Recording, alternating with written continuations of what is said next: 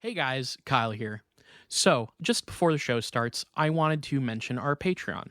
You can pay us $1 a month as a thank you, as a tip. You can pay $2 a month to get access to one of our bonus content shows, episodes 2 days early, and a secret Discord chat where all of our Patreon donors get to go and hang out and talk with us directly. Then there's a $5 tier that you can donate to get access to a whole bunch more content. We have multiple bonus episodes on there. So please check it out. Patreon.com/itgetsweird. We don't advertise, we don't make money. So check it out and throw us some money if you think that would be cool. Thanks.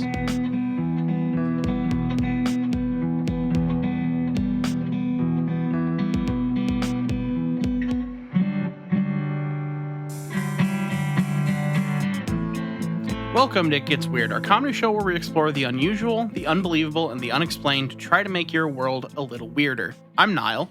And I'm Kyle, and I just want to kick this one off now by thanking you for letting me strip down nude for this particular recording of the podcast. Yeah, the no AC era continues. Shouts out to my apartment complex for being so good at maintenance. Yeah. So we're sitting in a swetty room. So if we get a little loopy towards the end, it's because we both are probably a bit dehydrated because we're in the modern world. It's sweltering. We're going to be covered in a layer of sweat. Frankly, Nile is really just an absolute angel for letting me get naked here. No judgment. Didn't even like put newspaper down. No, it's bare ass to yeah, chair. I'm leaving a stain on this thing. Frankly, you're laying claim in some part to that chair, which is that's right. That's how I tag objects like a cat or a dog might. Yeah, leaving a good old butt print. So. Yeah. On that note, that is the thing that's happening. We this is the suffering we do for our art. That's right. Where we don't have fans running or windows open because it would be bad audio. So going forward for this, let's just go ahead and get started this week instead of drawing this out any more than we have to. I did have a little car update. Oh, you did? What's your car update? No, this is return of fan favorite segment, car update. Kyle's car corner. I went at the wrong time at a stop sign on my way here. Okay. Did you get pulled over? I didn't get pulled over. I didn't do it on purpose. I just you weren't just like, oh, this is a cheeky little fun thing I can do.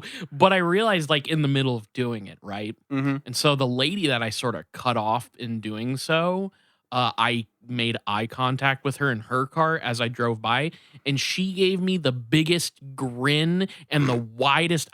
It was one of those grins that was just like, I know what you just did, you little fucking guy. Yeah. And I just like timidly watched her as I drove by. So, sometimes a smile is more cutting than a shit look. No, this was more alarm. If this person had been like angry at me, I would have probably laughed it off. Yeah. But her big wide-eyed grin kind of left me shaken. It's like that upcoming movie Smile, you know? What movie is that? I don't know this one. It's a new horror movie where people just smile for some reason and you don't really know why. Is this real? Yes. Oh. Okay. Trailers are just coming out now. The teaser's good. I've seen it. It's been in front of like every movie I've seen in the last like month. Hey, can I just? I'm going to be upfront here with you about my strategy. I'm trying to blow as much hot air and spend as much time before we get into the actual topic, so that you're fully like just delirious by the time we start talking. It'll really make the big question go smoother if we both are just like at the point of heat exhaustion. Yeah. So because that's where we're at our funniest. Yeah. So. Without further ado, I know this goes against your plan, but I'm going to jump right in unless you can come up with a really good way of distracting me right now. I got a couple things I could talk about. So this week we're talking about some winged cryptids. These are two possibly linked, interesting stories of winged cryptids. Winged. Yeah, we're getting wings this week. Buffalo wild winged. What kind of, if you were a winged cryptid, what would you dunk those wings in? I would be getting them in a nice garlic parm. Yeah? You're a garlic parm person? I do like a good garlic parm. And all that being said, Buffalo Wild Wings is maybe the worst place for wings Yeah, ever. It's not good. It's pretty terrible. Also, I feel like people bag on this or they think it's too basic. I'm actually a huge fan of just like a regular buffalo sauce. I know it's just like a vinegar situation, Mm-hmm. but I kind of like the tangy vinegar with the chicken. I've never been a big buffalo person. But partially because the combo is buffalo ranch, and I don't like ranch, as is well evidenced on this podcast. Is good. So I've always been, going in if they can give me some sort of like spicy, like teriyaki type thing, or a spicy barbecue or something. I'm more into that. So if I'm going to be a cryptid, I'll probably go like Carolina style barbecue, which is also a vinegar based sauce. Good too, but though. A little bit less of a straight up vinegar and cayenne situation. There's a little more roundness to the flavor. Or maybe if I can get it, this is kind of hard to come across, but go for a bit of an Alabama white barbecue. Ooh, kind of like, well, okay, I guess not barbecue, but the Bama White over at Joella's. Yeah, that's what like it is. That. Yeah. Something else that if I could capture the Jersey Devil and crisp up those wings on a grill, I would want to put, because I imagine that's some dark meat, right? It's probably in a lot of sinew, I would assume. Yeah. So. Well, and it might be pre-charred with the Could sort you make of some like cracklins out of it? Probably. Yeah. Well, honestly, just picture the Jersey Devil in your mind. Tell me that's not crackling and pre-charred. Yeah. But I would want to try. Mutual friend of the show, I think he's been on one episode many years ago. Yeah, Riley, I think so. Introduced me to a hot sauce that is like a mushroom-based garlicky hot sauce, and oh fuck, I want to put that on the Jersey Devil's wings so bad. Okay, now, is that like a truff thing? Or are you talking about like a truff sauce? I think it's a truff situation. I don't know. Maybe it was good. Yeah. Anyway, so what the fuck? What was this? Cryptids? Let's start off. We're gonna start off there. I got two stories for you. Let's see if we can get through both of them without one of us collapsing. So, first off, let's talk about Frank Shaw's Gargoyle. I was wondering when you would ask. So this is also known as the NASA Gargoyle. Yeah.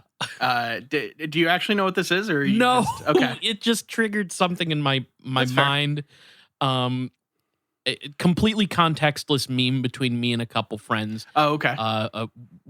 Need more gargoyles for real. Okay. Is the quote. Well, that'll be really funny if one of those people listens to this show, I'm sure. If I explained it, it wouldn't even it wouldn't help. So that's just what popped in my head. So this works for me. Need more gargoyles for real. Yeah, so this one, NASA supposedly has some gargoyles. So okay. let's for this story, we got to go back to 1986.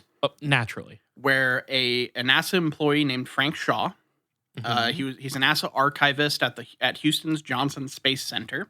Okay. He, was hanging out one night at work. He was doing his job. He was, being a good NASA employee, as all of them should be. And he was about to leave for the night. So he goes out, and on the way to his car, he claims to have had a run-in with this creature that has now become known as the NASA Gargoyle or Frank Shaw's Gargoyle. Now, I want to start this just by saying, basically all of the information we have about this doesn't come from Frank directly. It comes from his daughter, Desiree, by way of an author named Nick Redfern, who wrote about the story in 2004. I know Nick Redfern. Yes. So this is Desiree's what was his name? So Desiree Shaw is the daughter of the person who actually saw this creature, Frank Shaw. And Desiree told the story and kind of came out publicly about it to Nick Redfern, who published a book that had this story in it in 2004. Okay. So it's a bit of a kind of hop, skip, and a jump from a direct source, but that's about as direct as we have. And you said 1987. That predates Disney's Gargoyles, right? 86, yeah. So 86. We're I do think that would be pre-Gargoyle. Because it's I believe an early 90s show. I don't think. Yeah, because I remember new episodes coming out, and that same. was So, and I had to have been at least like 5 at that point. So, yeah. Anyway, so that's where the story comes from. A book written by Nick Redfern, who is, as far as I'm aware, a researcher in the world of the cryptozoological and that kind of stuff, and writes about those subjects. So that's where it comes from. Desiree basically recounted the story of her father coming home one night, totally just like drunk, freaked. Yeah, no. Oh, No, he will. This falls in the camp of I was not drunk. Okay. I was not, yeah. So he came home and late, like later than he should have come home, and so his Desiree and their mother, were both kind of trying to figure out why he was late and everything. He seemed to be acting a little strange. He was very withdrawn and seemingly shaken, effectively, when he got home. And so they both were like, "Hey, what's going on? What happened?" And it took Shaw a while to get himself together to be enough to tell the story. And this is basically what he said happened. So he was walking alone to his car at the end of a long shift when he kind of felt something watching him. He heard a little bit of some sort of rustling behind him. Did it sound like a gargoyle? Yeah. He heard what sounded exactly like a gargoyle, which he knew exactly what to listen for at that time. And out of the corner of his eye, he saw something kind of move a little bit. He saw just like something weird happening in the corner of his eye. So he looked up on top of a building that he was kind of passing by, and he saw perched on top of it a being that looked like a gargoyle, basically a winged being crouched on top of this building looking at him. Okay, so a gargoyle in my mind, I mean, obviously I picture the Disney series, but like just generally like an imp that got ripped. Sure, yeah, you could go with that.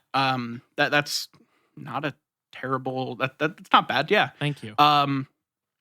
This is one of those cases of like there is more of a description of it, which I'll get to in a minute, but this creature gets talked about in the same vein as like Mothman, so that's a good place to start in terms of what we're seeing here. So if you think about that, you'll be most of the way there. Oh, I'm picturing it. So Shaw saw this thing and was just like shocked. He was frozen. Now he would insist that he at the time was not tired and he had no reason to be imagining or hallucinating any things. He also is a rational human being a NASA archivist. So he's not one prone to making up tall tales. However, he was horny. And sometimes you're looking up at that Gothic architecture with those sexy statues and you just see what you want to see. Look, sometimes the curve of the arch, come on. Right, it's like the curve of a small back. It's like sensual. So he saw what he described as a jet black humanoid that appeared to have a large cape or something similar draped across its shoulders. And along with the cape, there were two gigantic bat-like wings that came out of its back.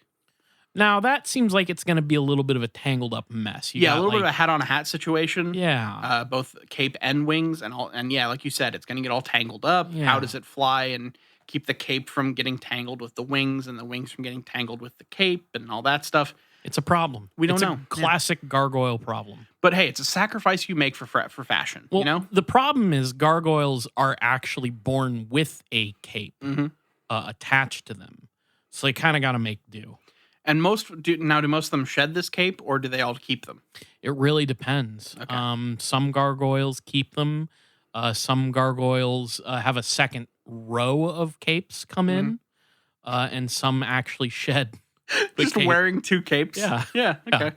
So Frank saw this thing, and he was convinced that this thing was like just dead staring at him, and like glowering, like very intently, menacingly staring directly at him. He said this being actually seemed to be savoring the fact that it had managed to inspire such terror in me. So it seemed to be almost like feeding off of his fear in some way. Now, all of a sudden, the wings just unfurled there's a loud like crackling noise that came out of its mouth. Seemingly, it made this like weird crack. It's described as a crackling noise. I don't have a good like analog for it. Yeah. It, like in my brain, it's like the wings unfurled and it's opened its mouth, and it sounded like someone breaking a bunch of sticks. But I don't know if that's actually how it really sounded, or if that's just the best way I've heard it. Like, I'm imagining like somebody just who's really good at cracking their knuckles. Yeah. And that's just like coming out of this guy's mouth. I was kind of thinking of like someone just like taking an entire box of pasta and just like snapping it in half, you know? What kind of pasta? That's very important. Well, I mean, a nice like thin spaghetti, so you get a good crack. So we're not talking somebody's trying to take a handful of rigatoni and just crush it. Or individually snapping each noodle in half. Waste of good rigatoni, Matt. No, as far as I know, this gargoyle did not waste any pasta of any shape. Okay, good. So I can't confirm that for 100%, but I found no sources in which this gargoyle, on top of a building at NASA, wasted pasta. Okay, of any kind. That's good. I'm on the gargoyle's side now. So it let out this big crackling noise and took flight. So it started to fly in Frank's general direction, at which point Frank unfroze, turned tail, and ran as fast as he could to his car. The being continued to kind of fly above Frank and come towards him, and he did eventually make it into his car, turned it on, and immediately floored it and got the fuck out of there. Wait, come back. I'm Crackle. I haven't introduced you to Snap and Pop yet. Yeah, we had to get the one that sounds like a popcorn popper and the one that sounds like bone snapping. Yeah. These guys were the original mascots for Rice Krispies, but they got rejected for being too dark for them. Instead of little elves, you get like caped demonic gargoyle men that like that just terrify you. I'd eat Rice Krispies if that. I hate those little elves with my life. Yeah. I mean, I feel like that's what a good mascot makes you at least want to possibly take a bite out of it, right? Yeah, it's like for food. Yeah, yeah. That whenever I see Chester Cheetah, I just want to get a big bite of that motherfucker. Yeah, because the coloring of the cheetah there has to come from cheese sauce. And then Tony the powder. Tiger, I want to get a bite out of Tony the Tiger. Soak him in some milk. Make a Tony the Tiger broth. Yeah. So a milk-based Tony the Tiger broth. Get a Tony the Tiger broth going. Yeah. I like that. So he didn't. As soon as he started driving, he did not look back. He floored it and got the fuck out of there and went home. Okay. So that is the main kind of sighting of this thing that we have an actual record of. So Shaw told his family all about this. They said all the stuff that I was just talking about. And he basically his family was supportive of this. They didn't they were of course shocked and everything. But they seemed to support him and didn't think he was just a lunatic or anything. There was like a little bit of initial skepticism, but eventually they just kind of stood behind him and supported this story as they went forward. That's how Desiree ended up telling this to Nick Redfern. And both Desiree and her mother told Shaw not to tell anyone at NASA because they thought that he wouldn't be believed, and it would cause him problems at his job and all that kind of stuff. And he initially agreed on that fact that he wouldn't share the story with anybody, but he eventually told his immediate supervisor after weeks. He kept it a secret for quite some time, but eventually brought it up with his immediate supervisor, who he seemed to trust. And when he did, supposedly, his supervisor didn't mock him or anything. He actually found out that he was not the first person at the Johnson Space Center in Houston to have seen this entity. Now, can I just throw something out there? Yeah. I feel like a lot, okay, so we've had situations where a reporter claims to have seen a creature, a cryptid, a UFO, whatever, right? Yeah. But if you work for NASA, I don't know why you would feel compelled to tell your employer about your cryptid sighting. It's fine, of course, to tell your family. And I'm not saying he shouldn't have. It's just because I don't know. You don't get the compulsion, right? I don't understand the compulsion to tell coworkers about it, right? Yeah, I mean, some people really look at their work family as another facet of their. Fucking sad. I don't disagree. I don't I'm friendly with a lot of people I work with. I'm actually friends with some of them, but I don't really share all the details of my personal life with them. And I don't think Actually, I might tell them about cryptid stuff because they know I have this podcast and ask about it occasionally. Yeah, but it's a different thing if you like are like, a couple weeks ago, I saw a gargoyle. Oh, you saw the new building they're putting? No. I saw have you ever seen Disney's Gargoyle, sir? Yeah. No, it is weird, but what he finds out is even weirder, frankly. So a bunch of other people have supposedly seen this creature. He said that his supervisors informed him that NASA had created a file that, in response to the death of these 2 German shepherds at this base that were supposedly killed by this gargoyle. God damn. Apparently the corpses of these, it had to get in there. You didn't expect I'd get one in here. I didn't expect a gargoyle to kill some dogs. They didn't just kill them; it hideously mutilated them and exsanguinated their corpses. Oh, well, that's no good. I'm no longer on the gargoyle's side. Yeah, up until now, I've been really pro gargoyle, but once it drains the blood out of 2 German shepherds, that's not what the gargoyles in the show did. I don't think. I mean, but when you don't see everything they did. That show is only like 24 minutes long. Release the NC-17 cut of Gargoyle, where they feed on canines. They feed on canines and they fuck. But supposedly these 2 German shepherds were found in approximately the same area where Shaw saw the creature that whenever it happened back a couple weeks previously. Ago. Gotcha. So after this happened, after he told his supervisor, the supervisor brought up this file. The story kind of made its way up the chain of command until apparently it came to the attention of some NASA officials who basically decided to interrogate him. And everywhere that I saw them talking about him being interrogated, they brought up in a Men in Black-like fashion. So in a very kind of cold, menacing kind of interrogational fashion, they asked him about this incident. So, according to Desiree, her father was grilled by people that she referred to as NASA security people who were flown in from somewhere in Arizona. That much I know. The security people made it clear to Shaw that it would be in his and his family's best interest if he didn't keep telling the story to other people. And this is usually the reason that Desiree didn't tell this story, the story basically didn't come out for 18 years after it happened. Now, Shaw, we're going to need you to keep your mouth shut on this situation. But in the meantime, we have a very important mission to you, and we have a new partner for you. His name, Hobbs. Hobbs and Shaw versus the Gargoyles. But not that one. It's a different Hobbs and this is the Hobbs and Shaw that would like be a spinoff of like Van Helsing or some shit. Yeah. So yeah, he basically got interrogated by these security officials, a la Men in Black, the spooky ones, not the Will Smith ones. And thank you for clarifying. Well, they don't have the memory forgetful like thing, right. Right. I got you. But this is the thing that okay.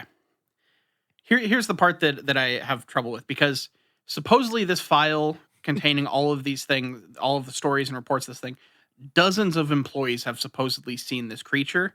The 2 dogs were killed by it. Frank Shaw brought this all up, but Frank Shaw is the only report about this that has ever been made public, as far as I'm aware. But there is a claim that they have a pretty thick file at NASA somewhere that contains all of the reports about this gargoyle. Maybe for some reason they killed everybody who wasn't Shaw who witnessed it. Maybe. I don't know. But like, okay, so here's just what it says. And this is from a summarization of the story that I found. But they say literally dozens and dozens of officials have confirmed that a secret file on these encounters does exist, and the CCTV clearly proves that the Men in Black did pay Frank a visit and told him to keep quiet. These are facts. They're facts in the way that they say that thing. I could not find any of this. I couldn't find CCTV footage. Right. I didn't find a written record that didn't come from the story told by Desiree. All of the stuff I'm seeing is basically like, if you take this one account as gospel, sure, then all these things exist. The classic maneuver in the world of cryptids, UFOs, and the paranormal. Yes. So that's basically the main story of the NASA Gargoyle. Now, people will say that this has a lot in common with both Mothman and another creature known as the Owlman of Cornwall. Now that's like a Redwall character, right? Yeah, it's just like a really what if there was like a Mothman sized creature in Redwall? That would be fucked up. Yeah, it would really upset fucked the scale. It would be like the Galactus of Redwall. Yeah. I was gonna say Godzilla, but honestly, maybe That's Galactus is more apropos. Also, we're gonna look really fucking silly when 20 years down the line there's a Freedom of Information Act that releases the Gargoyle Vault from NASA. Hey, if NASA, I'm gonna start just shooting emails to to FOIA.com, requests at FOIA.com. To just, hey, release the NASA Gargoyle. Put out the Gargoyle tapes. Yeah. All right? We know you have them. We know you have that video of the Gargoyle taking a big cartoon straw and putting it in a German Shepherd and just draining that shit. Yeah. Release it. It's even got like a silly straw, Yeah. It has a fucking blood silly straw that it uses on fucking canines. Put that footage out. We want to see the footage. Yeah. So there's like, that's really the story of this thing. I wish there was more. There's another cryptid that they say it's like that's known as the it's in Arizona. That's a name of a town in Arizona, but it's that town Big Bird, which is I think there might be enough to do another episode on. So I've kind of bookmarked that for later. Okay. I feel like I've run into that before. I vaguely know what you're talking about. So instead, I went with the other one that it was linked to, the Owlman of Cornwall. So if you want to, let's talk, because what I found out about this is there's this whole other thing that also will be another episode, which we'll get to. There's a really interesting person that's at the heart of this thing that is like, we'll get there. The name Cornwall. Nile, do you remember Opie Cornwallis? I do remember Opie Cornwallis. I don't think Colin would care. But no, I don't think so. Friend of the show, Colin, used to have a silly little thing that he did in college where he had a little like garden gnome type like statue thing. But like it could fit in your pocket. It wasn't a full-blown garden gnome. Yeah, it was a smaller one. And he would take it to the bar and like basically strike up conversations around it and so I don't know. Yeah, he would like put it in the seat next to him. Yeah. And like people would it would be a thing that people would ask about, and then he would talk about Opie Cornwallis, and that was like his way of like meeting people, which is like a really it's very funny. I think life hacks are dumb, but that's like a really good like conversational like social life hack. If I ever wanted to get life hack advice, I'd want to get it from Colin because he just has ideas like that. Yeah, Colin has a lot of shit figured out. Shouts out. Hey, if you listen to the show, you know who Colin is. Friend of the show, Colin. Pop Culture Roll Call. Go listen to it. It's great. Owlman of Cornwall. Yes. So, for this story, we got to go back 10 years previous to 1976. Oh, okay. And we're going to be in the town of Monaghan, Cornwall in England, basically. So. Oh, right. That's why. Yeah, that's where Cornwall is. Got it. So yeah, we're in Cornwall, and the 17th of April, 1976, there was a family known as the Melling family, consisting of Don, his wife, and their two daughters, June and Vicky. They were camping near Monaghan when they decided to take a picnic. They brought a picnic with them. We're like, hey, we're gonna go to this wooded area, set down a picnic for everybody, and it's going to be near a bunch of like old buildings, the St. Monaghan and St. Stephen's Church. So it's a nice little place to have a picnic. Can picture it. When I was in the countryside of England, it's it's pretty nice. It's a pretty nice little place to be. Picturesque, I would say. Yes, very picturesque. So while the parents were setting up the picnic and everything and unloading the basket, I'm sure, like, I always like to assume that it's the most Yogi Bear type picnic as possible. Yes. But it's got like a red and white cloth on the top. Yeah, I'm picturing the same thing now. So the sisters decided to go off and play while they were setting the stuff up. So they went and played in the churchyard cemetery, as you do. Nice. Now, not long after, as the parents were still getting kind of everything put together, Don and his wife heard a scream from the direction of the church, and they saw their daughters just full-blown sprinting towards the car. When the parents kind of caught up with them, they were totally inconsolable. They were like just distraught and making no sense, just kind of entirely fucked up by whatever had happened. They said, and they just kind of kept insisting that the family had to leave the areas like as quickly as possible. They just had to get out of there. So they did. They went back to their campsite. They drove back to the campsite, and at that point, the sisters had calmed down enough to say what they had seen. They said that while playing around the gravestones, June and Vicky heard a strange sound before spotting a large bird-like human hovering a few feet above the church's tower. So it was up in the sky, just hovering in around, place, yeah. ominously above the tower. Now, it's interesting that the family would just immediately agree to leave when their young daughters come screaming out of a graveyard. Yeah, I mean, but like if you have two children that are just like borderline like catatonic from fear, you make them you do what you need to do to calm them down. You know? I feel like as a parent, you're just like it's like a monster in the closet type situation is what you assume, but yeah, I don't know. I wasn't there, so yeah. So later that day, Don Melling, the patriarch of the family, talked to a paranormal researcher by the name of Tony Shields. Okay, there's a lot of trust here between him and the little daughters. Yes.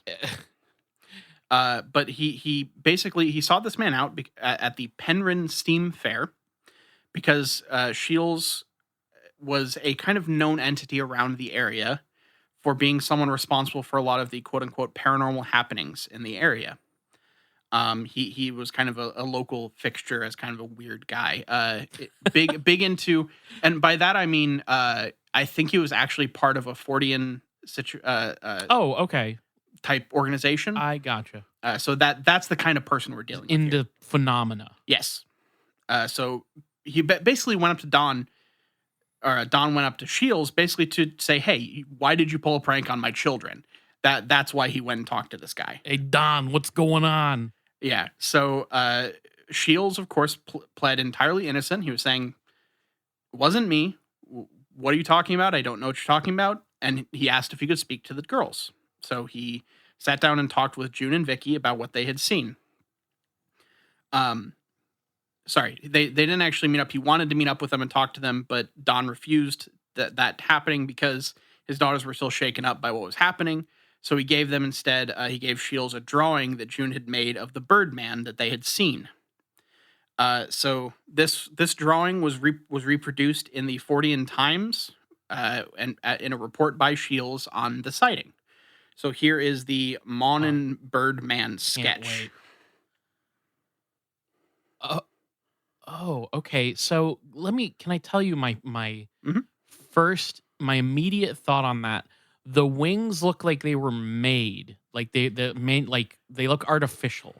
Yeah, but it's also like a very rudimentary sketch, so I don't know. There's, I guess so, but if that's like a kid trying to recall details, maybe the kid saw like the strips of like whatever they used to create wings. Like if this was a person like fucking with them and being creepy in a graveyard and like had put wings on and came out and was like, oh, I'm the angel of death, I don't know.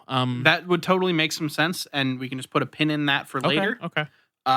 Because after this first encounter and after the publishing it in the Fortean Times, a number of eyewitness reports of the Owlman started to surface around the town. Sally Chapman and Barbara Perry, both aged 14, came across the creature on a camping trip a few months later. They reported a beast standing and watching them from 20 yards away from their campsite that was as large as a man with pointed ears, glowing eyes, and sharp claws. And as soon as he realized that he was being spotted by these two young girls, it flew up into the trees and disappeared into the night sky. And then, according to Shields, he received this eyewitness account from the girls after bumping into them at the beach near this church that everything is kind of centered around. So a lot of these reports are being reported by Shields in this Fortean Times magazine. Now, I also would say that right off the bat, this at face value, these stories sound almost exactly like Mothman. Yes. and we can put another pin in that as well. Okay. So these sightings continued from 1976 all the way up into like 1995, and it wasn't like there was like a constant stream of them, but they would happen every couple months, a couple times a year, that kind of thing. In the summer of either 88 or 89, a teenage boy claimed to encounter Owlman while on a holiday with his girlfriend and her family. They were taking an evening stroll, yet again, possibly near the same church, and they came across a figure standing in a tree approximately 15 feet above them. The boy recalled the creature being about 4 feet tall with a head of feathers, the body of a man, a flat face, pincers on its feet, and a light gray color of like everything, along with long wings. Supposedly, the couple watched this creature until it jumped down from the tree, and then they took the opportunity to get the fuck out of there. Another sighting comes from an American student who claimed to see Owlman near the same church while visiting the area in about 1995. Supposedly, this story was reported in Western Morning News in 1995, but the article seemingly it does not exist anywhere. I couldn't find it. And then there was more reports of sightings in a book entitled "Britain's Paranormal Forests: Encounters in the Woods" by Peter A. McHugh, where he describes a testimony from a woman named Barbara Fennell who ran a paranormal investigation group based in London. And a member of her group claimed to know someone who had an encounter with Owlman. In the book, this person is referred to as Kate, obviously a fake name, just for the book. But this happened while she was with her friend Anne on an evening of May in 1978. Yet again, at about the same church. You know, something that just came across my mind. Yeah. So few of these stories of encounters with creatures, like especially humanoid ones, almost never does somebody ever think to go up to the thing and try and kick it in the groin.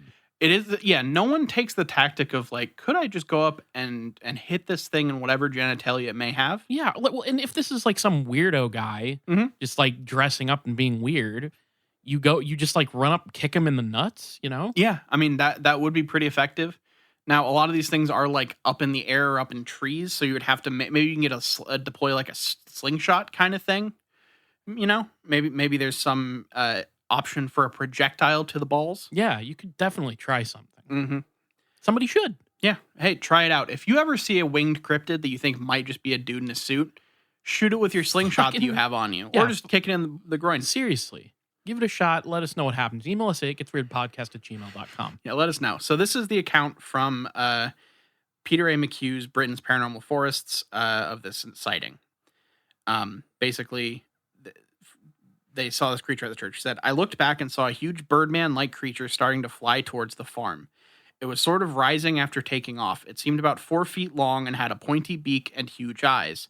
They weren't red or anything, but they were looking at us. Here's the thing, though. It had human-like features, such as mouth and lips, but with a beak where the nose should be. The wings were the scariest part. They were almost like a huge feathery cloak, which seemed to move together as it flapped. They hardly seemed to separate like a bird wings do.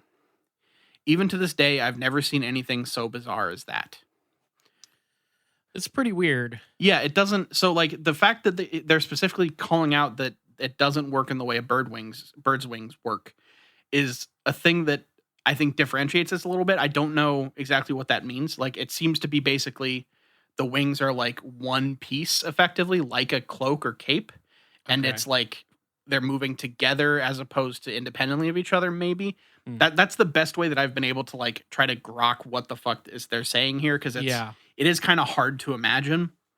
So yeah, the last little stinger of that story is years later, the person identified as Kate was quoted as saying, "After all these years, I can only say that I don't believe it was a bloody owl." So yeah, that's the thing. So like there are a couple other small things, but those are the main accounts of it. It's just these occasional accounts over about a 15, 20-year period, where it, 30 years, 76 to 95, so about 20 years. And no one ever claimed that Owlman was aggressive, just kind of lurking and being like just watching a lot. Like there's this sense of malice from it or like a fear, but it never tries to attack anybody, and it definitely does not drink any dogs as far as I'm aware. Now, what was the production schedule like for the film Birdman? How many decades? Did they shoot in this England? was Michael Keaton doing research. Yeah, that's what I'm wondering. Maybe Michael Keaton just is trying to get in character. He's like, is he one of those method actor guys? Before he ever did Batman, he was doing on the ground, in the trees research for Owlman. That's right. Oh man. So yeah, that's kind of the main story of it. It's just this like weird thing that has been all taken place around this like same area in this kind of small town in England, in Cornwall. It does kind of read to me like one of those situations where like there's one like alarming moment where like somebody claims to have seen a thing and then just an urban legend blossoms, and that's why you get sporadic sightings over decades. Yeah, this is one of those things where like you could totally see it as just being the most likely explanation is it's just a big owl that people have seen, whatever. That's kind of the boring explanation. So and it just kind of turned into this local myth that has kind of perpetuated itself as people have kind of rediscovered it over the years. But that's kind of the boring explanation. I'm assuming you've got an exciting explanation. Some people think it's an alien. Well, sure. This movie was kind of popularized by the 2009 horror film The Fourth Kind that established kind of an owl alien connection. Somebody out there is going to know, but I feel like the owl and alien connection is before that movie. Right? This is where it popularized. The movie definitely popularized it, but I feel like aliens and owls was a connection. I don't know quite where it comes from, but I might have that right here. Oh shit! Okay, well, getting a little ahead of myself here. So a Swedish UFO researcher was digging through the archives for UFO research, or the AFU. The researcher's name is Håkan Blomqvist, I think, and he uncovered a number of curious reports that kind of supports the idea that there's a connection between owls and UFOs. One of which is from 1980, the sighting that was reported by Ingvar Oscar Johansson near Blomstermala while on holiday in Sweden, where the sky suddenly burst with blue light and an owl landed on his windscreen. I'm assuming that's his like windshield. Yeah, it's just the kind of translation of it. Blomqvist writes, the face of the owl appears very human, and this scares Ingvar as he feels like the owl is looking at him. Now, also from the archive was a story of two men traveling through Dalarna, which I'm assuming is also in Sweden, in the summer of 1966, when they came across an owl sitting on a post at a rest stop. The two men claimed that hovering 150 meters in the air above the owl was a large silver-colored craft. Now, there are other things. There was a book entitled The Messengers by author Mike Cleland, Mike Cleland, maybe, that talks about various cases of owls and being kind of linked to UFO sightings as well. One of which was a witness named Ron Johnson, where he recalled a time when an absurd amount of owls took over his mother's front porch, and for many days the owls remained in front of the house. And one of them had a habit of always watching Johnson leave in the morning for work and return to the house in the evening. And another one had a habit of leaving a letter through his chimney that invited him to Hogwarts. And when he ignored the letter, more and more letters kept coming in. It was really fucking emotionally stressful. Eventually, the letters got aggressive in their tone. They started saying all kinds of terrible, turfy bullshit. It was J.K. Rowling. Did you see the whole thing about like this map put every U.S. State into a Hogwarts house? And I wanted to fucking die looking at that. I would love to hunt down the person who made the algorithm that served that up and do some fun stuff. Yeah, like Jesus Christ, guys! it's a mediocre book series from 30 years ago. Or 20 years ago? We do need to get look. I loved Harry Potter as a kid, but we kind of need to collectively get over it if we're adults now. Especially if J.K. Rowling keeps doing the shit she's doing. So, but one night, Johnson felt the sudden urge to leave the house, and when he did, he saw a 4-foot-tall owl standing in his driveway, waiting to exchange stares. And this is like there are multiple cases of UFO adjacent encounters that have kind of human-sized owls, or like these very large owls in them. So that the connection kind of grew from some of these reports and everything. There's a little bit more stuff about that, but it's not like it's a bunch of other stories. There's probably a whole episode you could do about the owl alien connection, so I don't want to like completely blow it up for this. I'm surprised it hasn't really come up on our show yet, because I know it's a pretty big thing. It doesn't seem to come up in the stories we've covered, really. Yeah, I there's probably like maybe I'll just look into fucking Blomqvist or something. Yeah. Anyway, but yeah, so that's kind of the other thing is like people think that the Owl Man could be some form of alien because of the whole alien owl connection and all of that, and especially because it fits into that 4-foot kind of range that they're talking about here. There's also like from various cultures, presumably around the world too, but I know that there's a bit of a mysticism that surrounds owls for a lot of people. That's for the Romans, an owl's hoot was a sign of death, and their presence was a sign of impending defeat to Roman soldiers. In Leviticus 11, God is instructing Moses and Aaron on what animals are clean and unclean to consume, and he lists owls and other birds such as vultures and ravens as abominations. These are all things of like owls being linked to portents, effectively. Yes. Yeah. There's what's her name in the Greek pantheon, I believe, or Roman maybe, that like the owl, she has an owl familiar, and the owl like represents wisdom. I'm too hot to think of the names here, but people will know what I'm talking about. Yeah, so I'm glad you had that on hand, by the way, because it's amazing I prompted you. This was all part of the kind of like part enough of the story that it was easy enough to get some of the research done. So those are all really fun facts about owls. So let me give you one more fun fact about owls. Okay. My favorite bird. Oh. They're so fucking cool. I follow a couple owl video TikTok things on TikTok because that's all I use that app for. Is I either watch videos of cute animals. Mm-hmm. The other genre of video that I watch on TikTok are old people who don't know how to use TikTok, and that's my other favorite thing to watch. You love yelling old men. It's so good. Yeah. It's such an excellent genre. But owls are super fucking cool. And I'm going to go out on a limb here and say they were probably deemed unclean similarly to vultures for consumption, sort of like because of how they regurgitate their meals and stuff. And yeah, it like basically a lot of the clean and unclean stuff comes down to like pre-bacteria knowledge. Yeah. Where they were trying to like they were trying to get around the fact that a lot of people would die when they would eat this certain type of thing. Right. And there's not nearly as much like mysticism to it as some people will try to make it seem. But the other big theory is that this and Mothman are probably the same type of creature. Yeah. So they kind of talk a lot about how the main difference between these two creatures is, I think, size. I think Mothman is a little bigger, but also temperament. Mothman actually did like attack cars and had a bit more of a bit more vicious temperament than the Owlman, who seems to just kind of lurk. So that in that case, it's a little closer to the Gargoyle, because I guess the Gargoyle did kind of swoop down and try to come at Frank. It also kind of like massacred dogs, remember? True, it did kill some dogs. So yeah, sorry. It's hot in this room.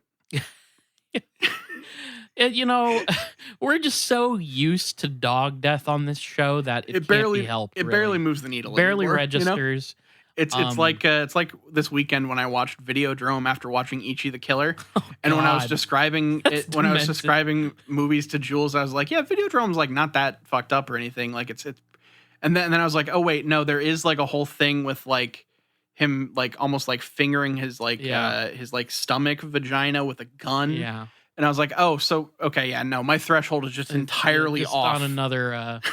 Yeah, because I watched those two movies not back to back, but one at the night and then one the next day. I cannot imagine just getting terrifyingly hot while watching fucked up movies. I just the energy of that is so crazy to me. Yeah, that's fair. But I'm glad you had a good time with that. Yeah, Videodrome rules. So does Ichi the Killer, but I watched Videodrome and loved it. So the last part of this story is talking a bit more about Tony Shields. Because Tony Shields is someone that I probably, you could probably put together an episode about him. So I'm not going to go super in depth about it, but he's got a lot of like pursuits. You keep saying this name, Tony Shields. My brain is going to go ahead and make a substitution for fun, and I'm going to put in Tony Shalhoub. There you go. Whenever you say it, works. I'm picturing Tony Shalhoub. So go ahead. So the first reported sighting of the Owlman came from the Melling family talking to Tony Shields and him putting it out in the 14 Times. Tony Shalhoub. Now, as far as people that looked into this could find, there has never been any firsthand account by the Melling family. The only place that the Melling family even are mentioned is in articles by Tony Shalhoub. Kind of why I've been suspicious of this up until this point. And now I'm even more suspicious knowing that Tony Shalhoub may have invented them. Yes. So Tony, or Doc Shields, as he sometimes is known, so Doc Shalhoub, he was kind of known for... Ain't that the name of the worm in Dune? Sorry. Doc Shalhoub is definitely one of the great creatures in science fiction lore. So Tony Shalhoub, Tony Shields, was a paranormal researcher at the time. I think still technically is, but he's also just like a really interesting person. He's also an artist and magician. Good combination for truth seekers. Yeah. So, I have some stuff about his backstory or whatever, but he when he moved to Cornwall in the 1970s, he began performing stage magic under the name Wizard of the West. And along with members of his family, he started a theater company entitled Tom Fool's Theater of Tomfoolery, which is a great name for a theater troupe. That's good. I love that. And among his famous exploits are his role as a monster hunter and taking a photograph of the Loch Ness Monster. Which, have you ever heard of the Mary F. photograph of Loch Ness Monster? Mary F? Yeah. It was of course, my tablet. That Nile, that is the Thing by John Carpenter. That is my The Thing background on my tablet. Let me get to this again. It's hot in here. You got slippery fingers. That photograph? No, I actually don't think I've seen that one. Okay. So there's a somewhat infamous, famous, whatever you want to call it, photograph of the Loch Ness Monster that is attributed to Mary F.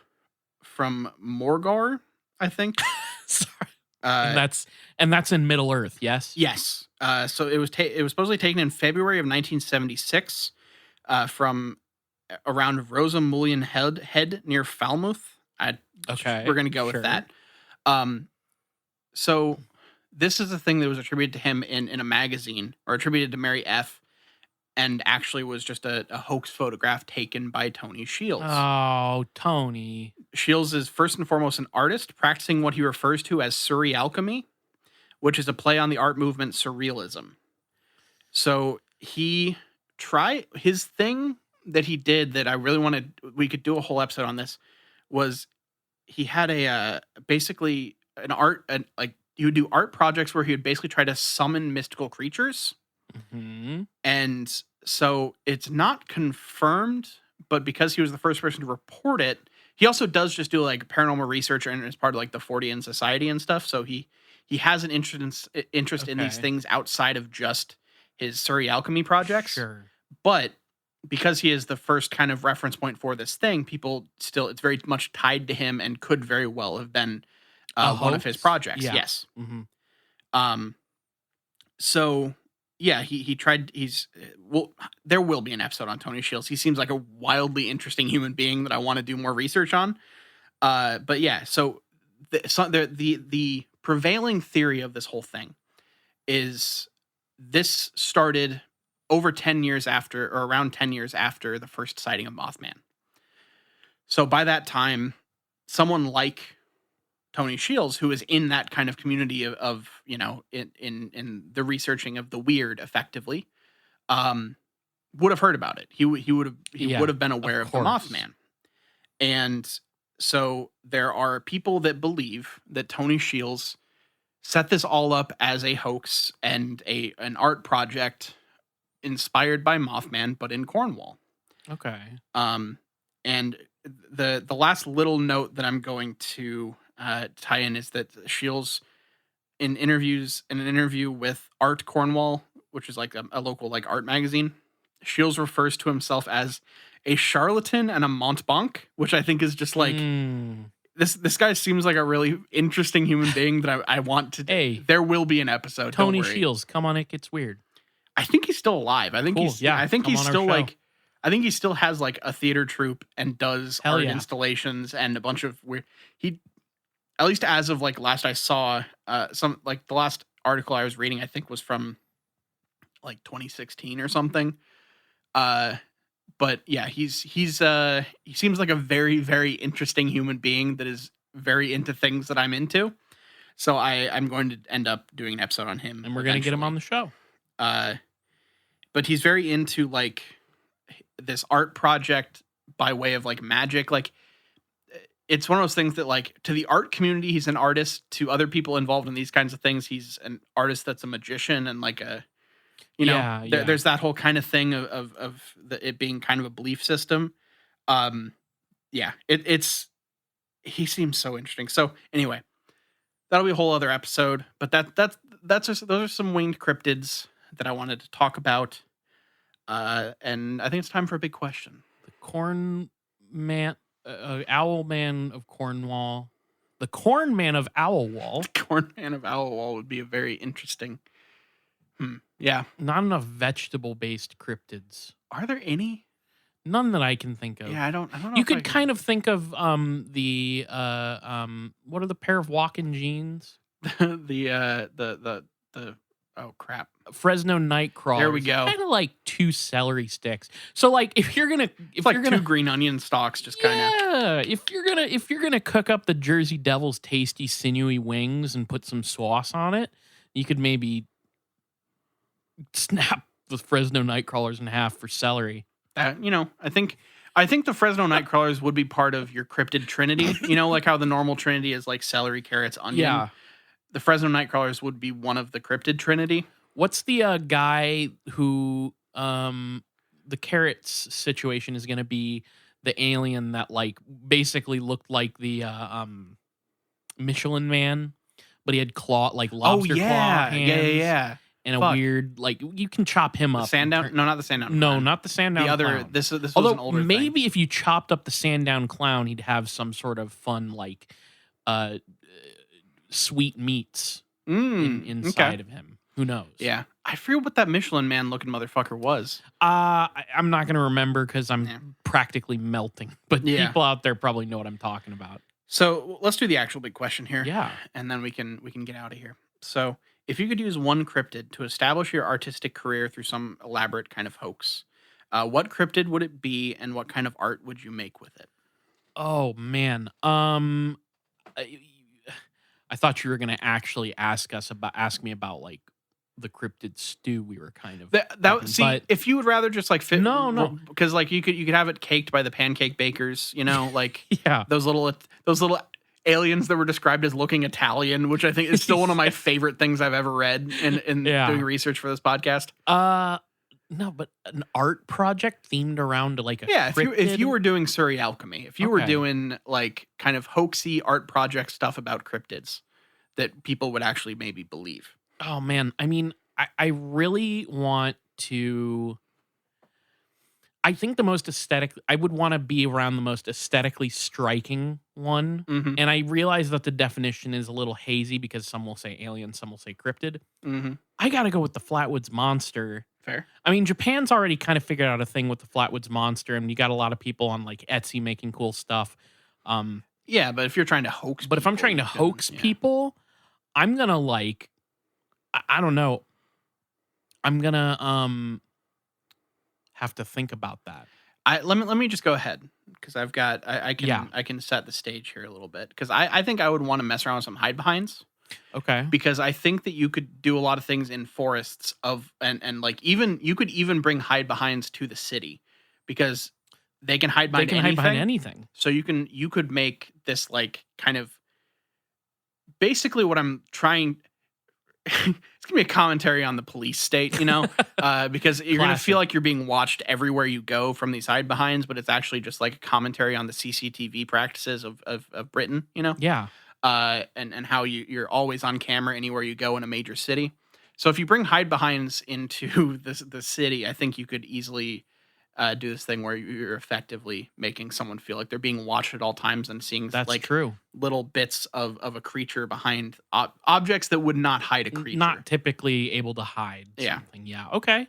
So you are just creating a panopticon and I'm trying to steal Banksy's heat here. Okay. But make myself a cryptid Banksy. Okay. All right. You know what? I have an idea. Okay. I'm going to basically be sneaking in Flatwood's monster. Okay. And I'm gonna be finding active filming movie sets. I'm gonna sneak the Flatwoods monster into the background, but not of horror movies, romantic comedies. Okay. Because, somebody's watching it, maybe in editing, they didn't realize that was in the background, but somebody's going to end up watching that movie and they're going to see the Flatwoods monster in the background of their romantic comedy. And boom, for a split second, it's a horror movie. It could be like a campaign to get them to go see my ultimate art project, which is a horror movie about the Flatwoods monster. If Brangelina were like sitting there sharing like a plate of bruschetta, at a fancy restaurant, and like when in the background, someone brings out a tray through like those swinging doors into the kitchen, saloon doors, and the doors open, and you just see a flash of the Flatwoods monster in the background. That would be never brought up. It's never mentioned in the rest of the movie. That would be incredible. Yeah. If two people are kissing on like a one of those boats that you take from like between places that are separated by water, or whatever the fuck. A ferry? There you go. If you're on the ferry and like it cuts to that wide shot where it shows the horn going off on the ferry. Yeah. And it just like you see it like on top of the like smokestacks, That'd be great. Maybe it's a romantic scene and it's getting hot and heavy in the bedroom. Maybe there's some over the clothes heavy petting going on, and then bam! In the window for just a brief second, you see the Flatwoods monster. Or instead, maybe they're like reaching for a condom and their hand just gets smacked, and it's the Flatwoods monster saying, "No, you're not married." Because the Flatwoods monster is really into saving herself for marriage. Oh, I was gonna say the Flatwoods monster hands him a different condom and it's ribbed for her pleasure. There you go, a better condom. And that's the new Trojan ad campaign. Yeah.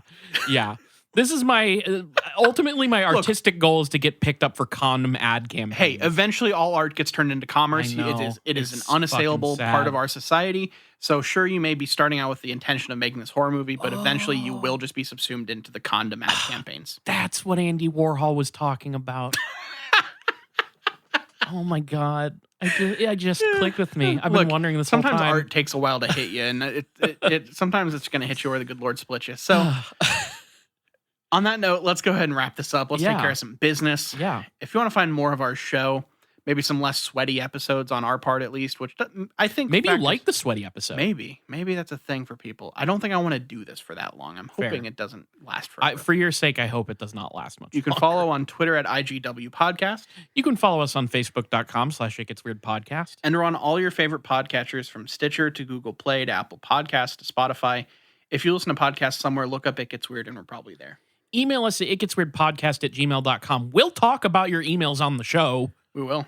And give me suggestions on how to draw out this episode that we're recording right now so that we continue in the heat torture. You're going to have to get those emails in real quick because we're about to end it. But I'm thinking of like other ways that Nile's kind of... Sorry. He's tuning me out. He doesn't even know that I'm trying to do a torture No, sorry. bit. I was answering a text from Jules. Sorry. I wasn't actually putting you on blast. I'm just I'm just doing a bit right now. Okay. I'm back in. What's up? And you may have missed the bit, so like you're just kind of not aware of what I'm trying to do to you. And honestly, by me, we're both going down with this fucking sinking ship. The fun thing is that I've had to figure out bits halfway through before because I've zoned out. Not in this episode, but at various points in previous episodes. Yeah. And I've kind of, sometimes it works better than others. Yeah. But yeah, so sorry about that. Sorry to you. I wasn't actually trying to put you on blast. No, it's okay. You should put me on blast. I shouldn't be on my phone while we're recording a podcast. That's okay. I normally we don't add bits in right at the, in the business section. I'm doing it because I'm patreon.com/itgetsweird. We have a $2 tier and a $5 tier. At the $2 tier, you get access to It Gets Weird TV. That's coming out every other week. We're watching a weird TV show. We're in the second half of season 2 of Gravity Falls. And then you get to vote on what show we watch after that. At the $5 tier, you get that show, and then on its off week, you get a bonus show in addition to it. So you get bonus content every single goddamn week. Whether you donate to the $2 tier or the $5 tier, you get access to our mainline episodes 2 days early on Friday instead of Sunday, and you get access to our Discord. We're fucking hanging out, talking about all kinds of shit. The Alex Jones trial is a big topic right now. Yeah, that's been a big thing right now. Alex Jones on trial. We also have a $1 tier. You don't get anything out of it. You're just saying like, hey, I like your show. Here's $1. Thanks for doing what you do. And we appreciate it. If you can donate, please tell your friends, tell your enemies, tell your congressman all about It Gets Weird. Thank you all for listening. This has been It Gets Weird. I've been Nile. And I'm Kyle, signing out.